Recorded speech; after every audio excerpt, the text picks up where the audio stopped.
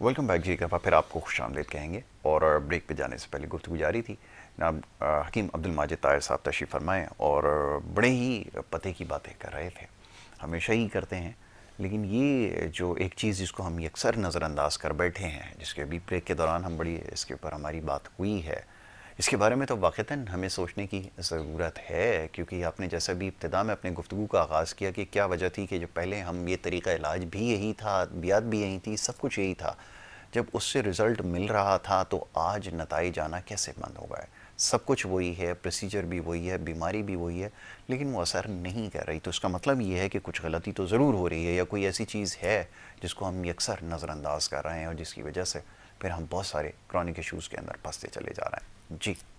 Sir देखें ना, दो साइड्स हो गई। एक साइड्स तो ये हो गई कि हमने जो है जितनी भी अपनी काश्तकारी थी, जैसे मैंने एक प्रोग्राम पूरा इसी पे किया जी था जी, मुझे याद है कि बिल्कुल। उसमें जो है हमने तमाम जितने भी बीज थे, गंदम है, गंदम पे हमने पूरा प्रोग्राम किया था, चावल है, इसके जितने भी हाइब्रिड बीज आ गए, बेसिकली जो वो हैं वो क्वांटिटी बढ़ाने के लिए हैं।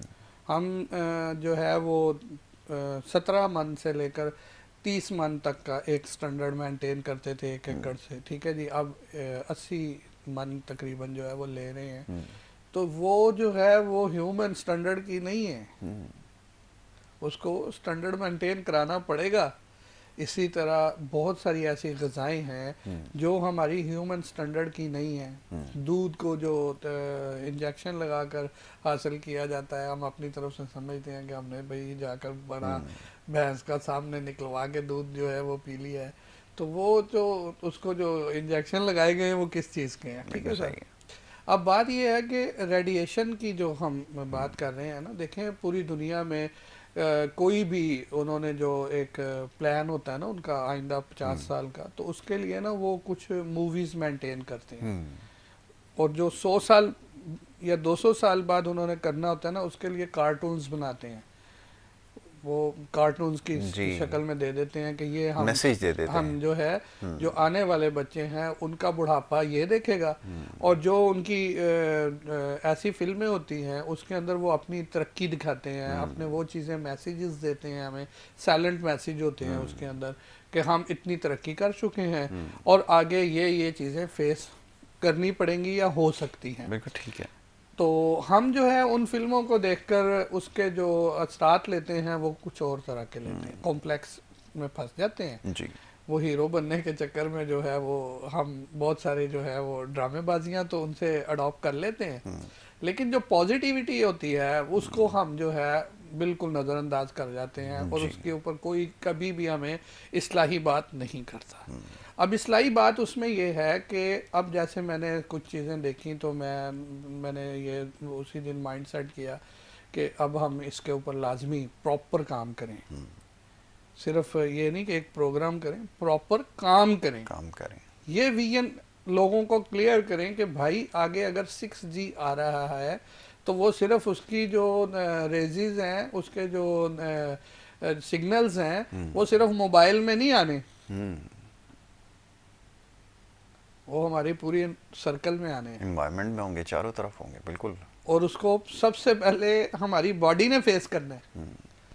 उसके लिए हमें ये समझना पड़ेगा कि उसको जो है हमने कैसे सिक्योर करना है, कैसे हमने सिक्योर होना है, हमें ग़िज़ाएँ कैसी रखनी पड़ेंगी, तो हमें किस तरह से जो है ना अपने आप को मेंटेन करके इससे जो है ना जो हमने बीमारियों से जो अपने आप को बचाना है और इसके जो साइड इफ़ेक्ट्स हैं उससे हमने बचना कैसे है, वो हम क्या करेंगे तो हम उससे महफूज रह सकेंगे। हमारी आने वाली नस्लें तो बहुत ज़्यादा मुतासर हो जाएंगी। जी।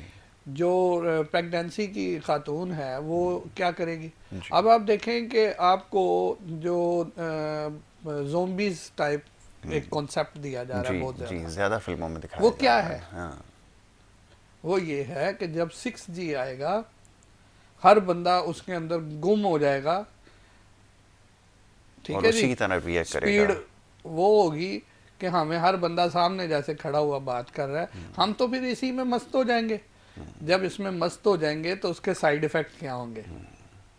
उस रेडिएशन के जो साइड इफ़ेक्ट होंगे वो हमारे पूरे बॉडी के अंदर जो एनर्जी है उनका बेड़ा गर्क करेंगे। ठीक है जी।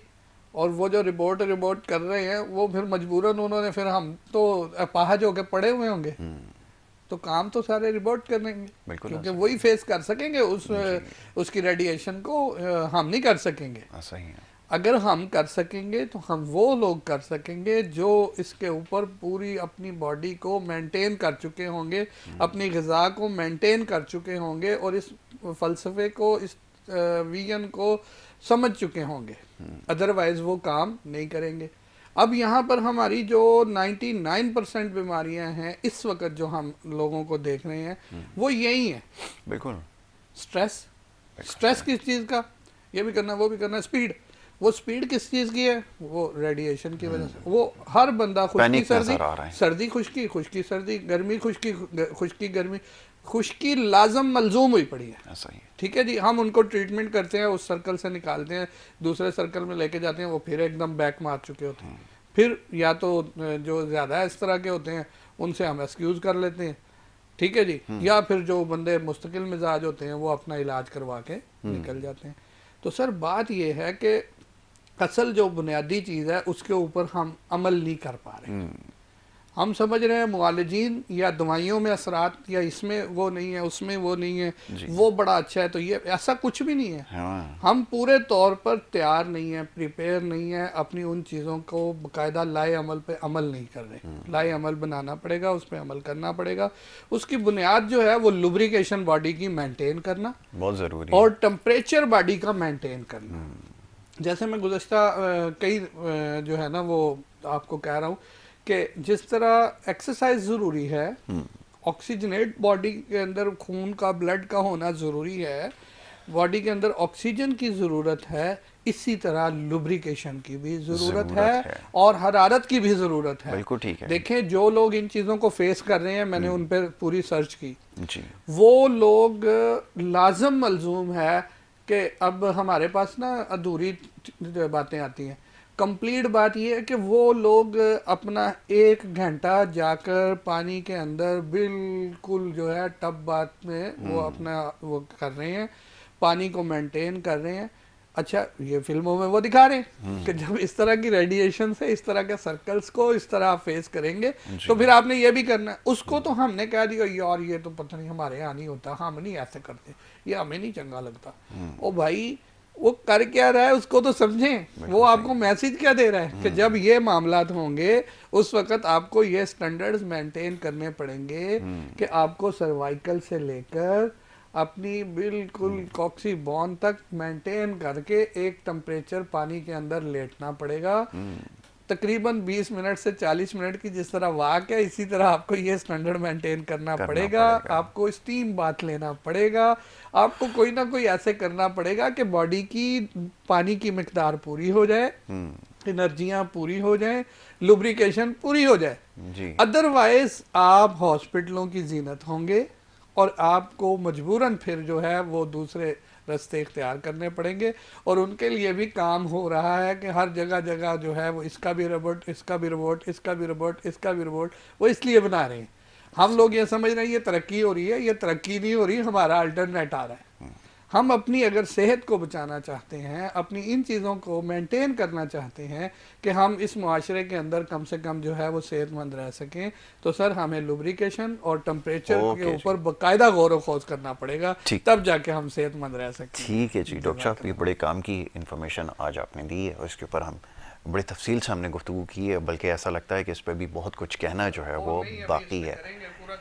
इंशाल्लाह डॉक्टर साहब, मैं आपका बड़ा शुक्रगुजार हूँ कि आपने प्रोग्राम में वक्त दिया और बड़ी खुलकर गुफ्तगू की। बड़ी अहम गुफ्तगू हुई है, इसको समझने की ज़रूरत है। इंशाल्लाह आगे मौका मिलेगा, बल्कि ज़रूर मौका मिलेगा, अल्लाह ने अगर हिम्मत दी तो ज़रूर इसके ऊपर आपको और चीज़ें जो हैं सवालात की शक्ल में जो हम तक पहुँची हैं उसके ऊपर गुफ्तगू करेंगे। प्रोग्राम का वक्त क्योंकि यहाँ पे अब ख़त्म हुआ जाता है, इजाज़त हमें लेनी होगी। अपना बहुत ख्याल रखिए। मोहम्मद यासिर और हमारी टीम को इजाज़त दें। अल्लाह।